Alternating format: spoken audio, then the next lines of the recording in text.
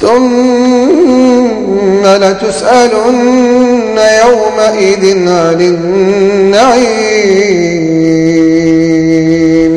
ثم لتسألن يومئذ عن النعيم. اسمع قصص، اسمع حبيبي.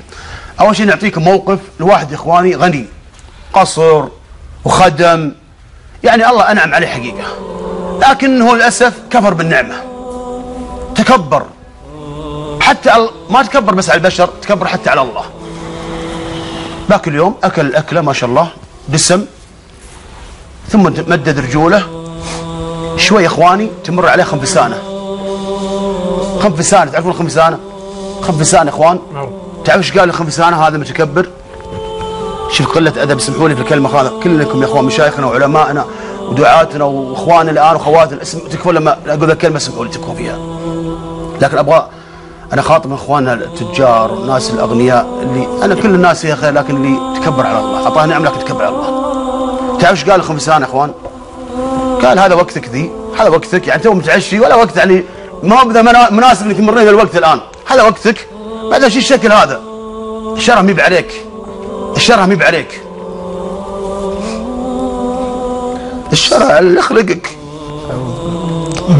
الشرع مي بعليك، الشرع اللي يخلقك.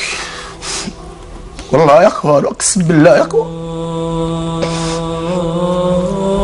تجي قرصه يا اخوان في رجله، تجي قرصه يا اخوان في رجله يا اخواني، قاعد يحك رجله، يحك رجله يا اخوان، الله يكرمكم يا اخوان ويعزكم جميعا، يحك رجله يا اخوان بيده، شوي يا اخوان يجيب عود يحك يا اخوان العود، يحك رجله يا اخوان بالعود من قوة ما يونس يا اخوان، شوي يا اخوان رجله تنتفخ رجله يا اخوان.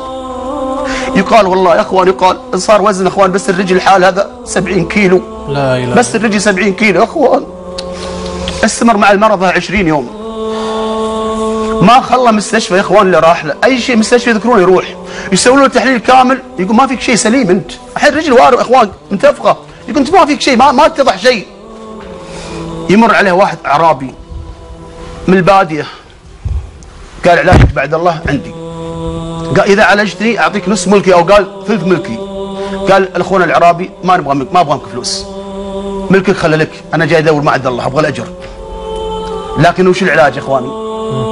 بعد الله طبعا قال نبغى، شفنا خنفسانه من المحراض، الله يعزك من البياره، يعني دور اي خنفسانه من البياره، الله يعز الجميع. وراح وجاب خنفسانه وفتح له فتحه في رجله ودخل الخنفسانه. ليه؟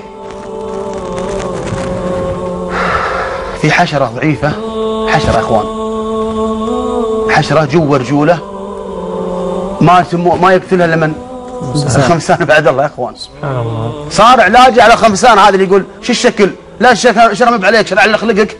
والله يا اخوان اقسم بالله ما قتل بعد الله الحشره اللي جوا رجوله الا اقسم بالله الخنفسانه. 3 أيام بس لا تشافى بعد الله. سبحان الله. هذا موقف.